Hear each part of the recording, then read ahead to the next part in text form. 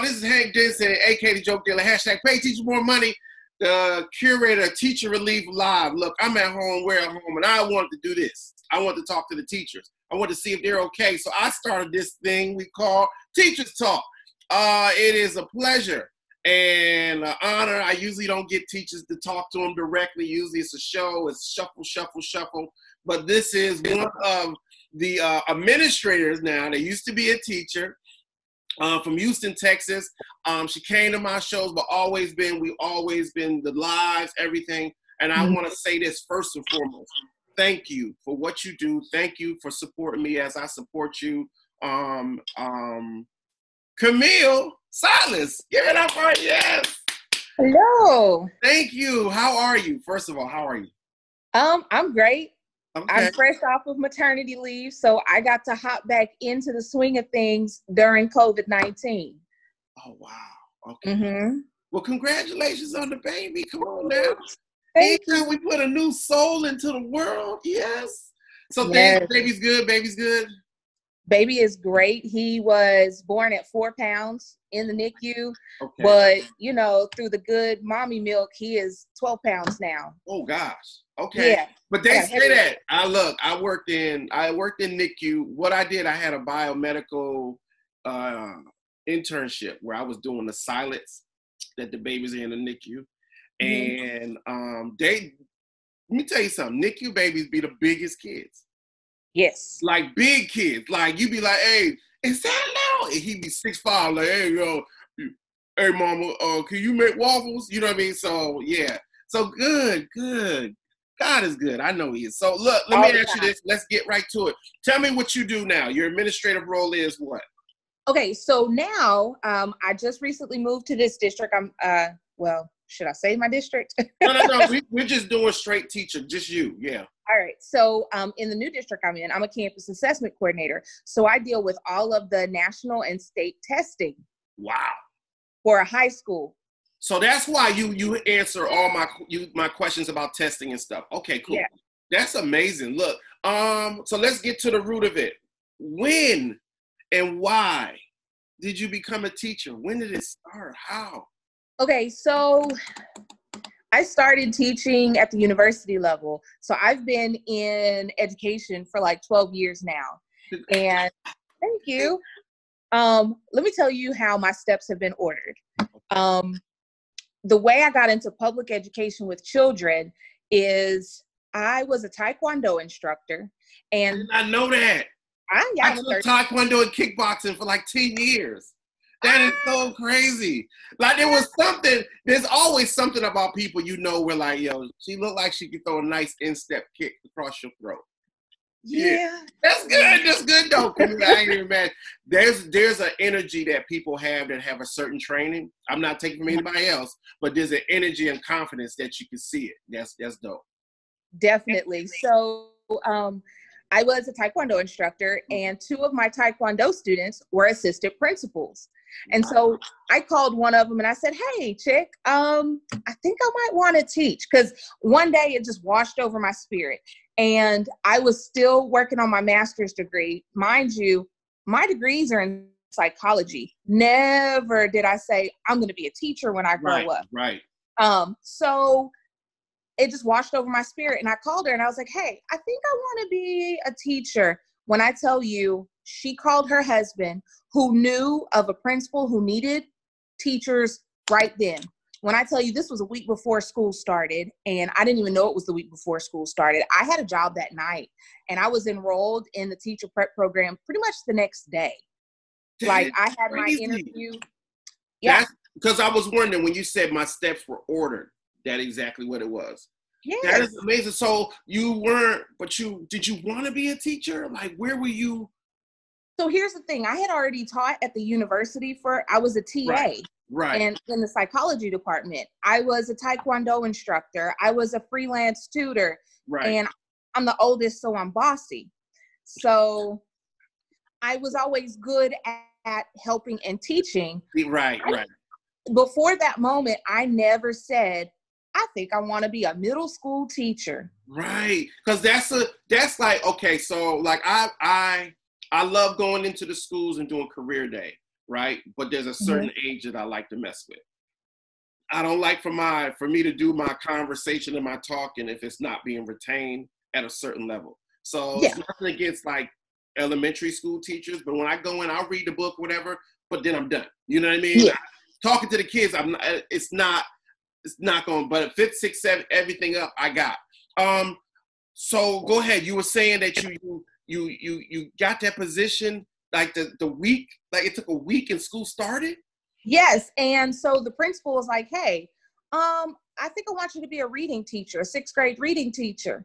Knowing what I know now, I'm so glad I didn't become a sixth grade reading teacher. Let me tell you, I can't do reading. I read for fun. Right. My son is AC, Trey is AC reading. And my thing was, but I think I got a love for reading teachers because it's about reading and retaining. And at any level, if you can read at a high level, you can retain at a high level. It makes a lot of stuff easier. But the whole thing is nobody wants to read. Nobody. Right. And it's like fighting. So she said, okay, I'm going to hire you to be a reading teacher. I'm like, cool. All right. I need a job. Because like I said, I was just finishing up my master's program. I was still working on my thesis. And I was already working 2 jobs. I was like, you know what? How am I going to make ends meet? Right. And then the teaching thing happened. What was that first day like? What was the first day? Because, you say college and you jump to middle school. What is that? What is that like? So for middle school, my first day was 5 minutes long, it felt like. Like, it was so amazing. Wow. It was after that first day, I was like, this is where I'm supposed to be. I became a social studies teacher first. Okay. 6th grade social studies. And when I say the kids absorbed it like a sponge, and we were doing all kinds of fun activities, and I bonded with the kids that first day. Right. I mean, that first day, I also let them know, hey, I ain't not to be played with. You hear me? Let me tell you what this is, okay? We played 2 truths and a lie, and where you put 2 truths and a lie, they have to pick one. And one of them was that I'm a 3rd-degree black belt. And they were like, oh, that's a lie. I said, come here. One of y'all come here. And I picked like a short kid because I'm a short person. Wait a minute, did you kick an apple? I spun kick right over the head. And they were like, okay, cool. Wait a minute. They were like, go sit down. Yo, Miss Camille is wild, bro. But you know what? That's how you check a class. And I bet it went through the whole school like that. It did. She'll spin kick. She'll throw a blade kick over your face. So I'm gonna ask you, when you got into and you started the teaching, and what obstacles would you say that most teachers had in the beginning of teaching? Because you already had experience, but that level of teaching, what are some obstacles that they face that you would just give them advice on, like, yo, this is what you just do and let it take its course? So I'll tell you this. Having been at the university level, people pay to be there, and they signed up for that course. So nothing that you ever do in your entire life, I don't care what you do, will prepare you for your first year of teaching. You're never going to be prepared, but that's okay. So my advice to them is stick it out that first year. Mm-hmm. It's either going to be the best year or the worst year. Yeah. But if you stick with it, and teaching is for you, it's so rewarding. But you'll know after that first year if it's for you. Right. They say it's a special place. Like, the reason why I'm doing these talks, because teachers really don't get to explain the energy or that passion behind what they do. Everybody just sees it as, oh, well, you picked to be a teacher because you like kids.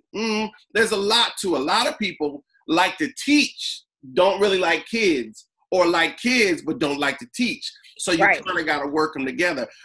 What is your balance? This is what I've been asking everybody. Because the teachers who have a good balance excel, and I can say this, excel, and they stay in for years. What is that balance for you? I guess for me, my balance is work hard, play hard.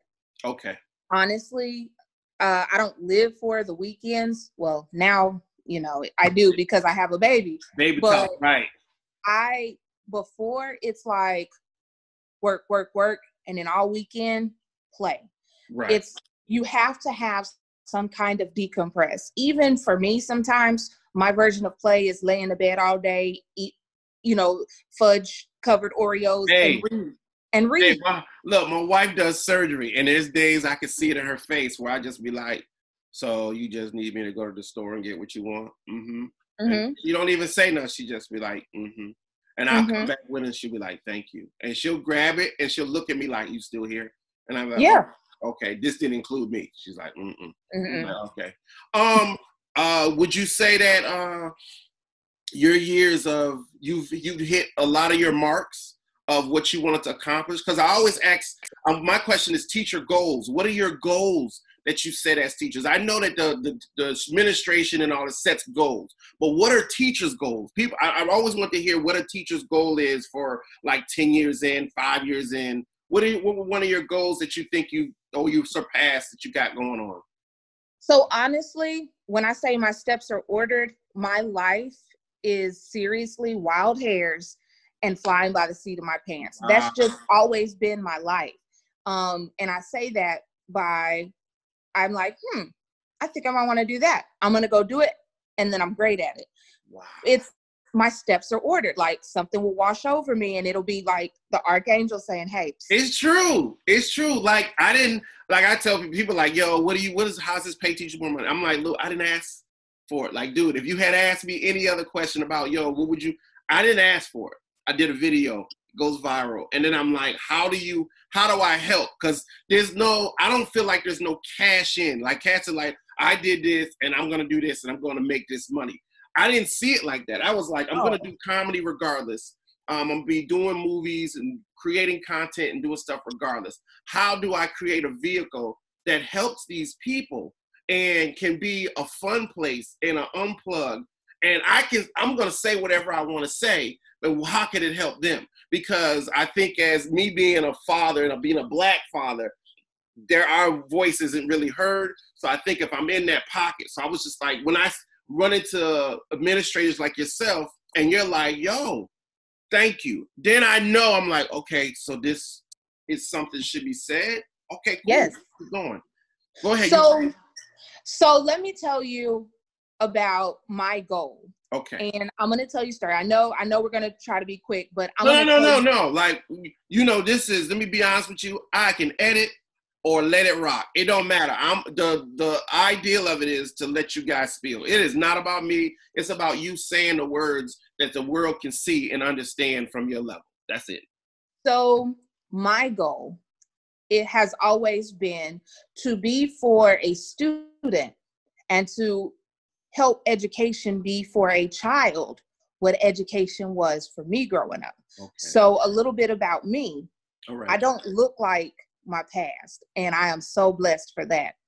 My mom and me and my 4 siblings, so there were 5 of us, were on the run from her ex-husband. Don't make me cry in here. Don't have me. Get your tissue, Hank. Boy. We were on the run from Bridgeport, Connecticut. We lived in a car. Wow. We heated up canned goods on the engine. I'm from Springfield, Massachusetts. Nice. That's so crazy. Go ahead. Oh, wow. So when we were on the run, her ex-husband caught up with her and brought us to Beaumont, which is where I spent most of my life. Let's just say there was a lot of abuse, which is why we were on the run. Wow. My mom loved us, but my mom was in a bad way. We were in a bad way. I kept getting taken out of the home, foster care, and it was bad. I'm 37 now. I should have a 25-year-old. That's how much I don't look like my circumstances. Wow. Yeah. But my only constant and my only saving grace was when I went to school and sat in those seats. I told my mom what happened to me, but she couldn't do anything. I told my teacher. My teacher helped me. All growing up, we were so poor, still poor. Still poor throughout high school and everything. My teachers, when we went to debate tournaments, my teachers made sure that I had clothes. My teachers would make sure I have all kinds of things. And even if I just needed to talk, I had a counselor at school. Education saved my life, Hank, because if I would have dropped out of school, no telling. There's no telling what path I would be on. But my teachers, when I moved to Texas, since we were moving around so much, when I moved to Texas, I couldn't read. And Bridgeport, Connecticut, because of all that going on. Wow. I couldn't read. And my first grade teacher was like, oh, I think she needs to be tested for special ed. They tested me. And that's not what it was. I was extremely gifted. I just couldn't read. And when I started, I never stopped. Education was a vehicle that saved my life. And so I think about this quarantine, how many kids are sitting at home in bad situations when they came to. I think about it every day. When they came to school, even as an administrator, kindergartners that are flipping desks, pre-K that's kicking and spitting and biting. When they come to Miss Doyle, but now I'm Miss Silas since I've moved, but when they come to Miss Doyle and I just pick them up and hold them and they just, that's what I had. And that's my goal to be for somebody else. Wow. And to tell my story.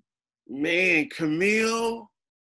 So my goal has always been to be what teachers were for me. Camille, you'll rock me this morning. You know it's Sunday too, so I'm already listening to my John P. Key, so I'm already emotional. But God, Camille, you know what, I'm gonna say this to you. Thank you for not giving up. Thank you for turning that struggle that was into you and making it a positive energy. Not everybody is able to do that. Because they don't have the support. Yeah, and people don't get it. Like I said it the other day. It's like, it pictures in my head. You watch TV and all this other stuff, and I'm like, there's kids at home that don't have a voice. Absolutely. But they have a voice at school, and somebody sees them, and they're not seen at home. Like, we walk around here, and I'm mad. My wife says I keep too many feelings and I talk too much, but I'm worried about everybody's mental health with this situation. You know what I mean? And it's like, absolutely, on the other side of this, the baggage that everyone's gonna have, and it's not just kids. Everybody's gonna have, but the kids are catching the brunt of it because they don't have a voice. They were a child like yourself. And the situation is definitely money, food, all the stuff around it. And I hear a lot of teachers say the abuse that could be going on, that they can't even talk to the kid or see the kid. And a lot of people are blessed that they're at home with their kids and they might be able to do some more bonding time. Like now, I'm able that their to lights do more are bonding. on, that they have. They get, like, my son, I was like, dude, you can open the refrigerator here and you can't touch the back, bruh. Let me tell you something real. Like, he walk around here worried about moisturizing his skin. You know what I mean? And I'm like, dude, like. But there's some kids who, even if they're not abused at home, their parents are working right now. And so they're given a tablet or a video game or whatever, and they're told, hey, I'll be home. It means you out of pocket right now. And a lot of stuff that's happening now is, some parents are not coming back home. Imagine the situations where their parent contracted COVID and then they don't know what is going to happen. Let me ask you this. Would you, wow, Camille, would you say that if anything that you were doing, I hear that you're on the right path. What else, if you could implement something and money wasn't an issue, what would you implement? What would you write into law? What would you implement into the school system that would be a heartfelt thing that you would want to see happen? So most of my career, like probably 10 of the 12 years I've been in, 11 of the 12 years have been in Title I. Okay. So Title I, is low income and everything. Mm-hmm. If I could implement anything and money wasn't the issue, it would be aftercare programs Yeah. for all of the schools that included dinner, and just pantries for the kids to come and get food if they need it at home, for the parents to come. Yeah. Because just little pantries that have necessities that they need. Because I know oftentimes as a teacher, I hoarded snacks for the kids. I would go through the cafeteria, and any breakfast that they left on the edge of the table, I'd pick it up, grab it. And I wasn't the only teacher. We all put it in our rooms, and kids would just come take it. My mother was a nutritionist for the school department, so she used to just tell me stories. Yeah. Clothes. We, at the elementary I was at, we were starting up a thing where we would put a closet with clothes in it. You saw my old elementary principal, Dr. Belinda George. Oh yeah. She got that check from Steve Harvey to do all of the uniforms. We rely on donations and out of our own pocket. If money wasn't an issue, I would like to take those areas and they wouldn't have basic needs anymore. All of it would be met, and we could focus on education. Yeah. And then, of course, because what I want to do, this is the thing. I know people, like, this whole thing is, I know people have money. They just need to see it and where to put it and what to do. Like, a lot of people don't know, you could just take a pack of T-shirts, underwear, and snacks and just bring them to the school, and it helps with what kids are coming in and without.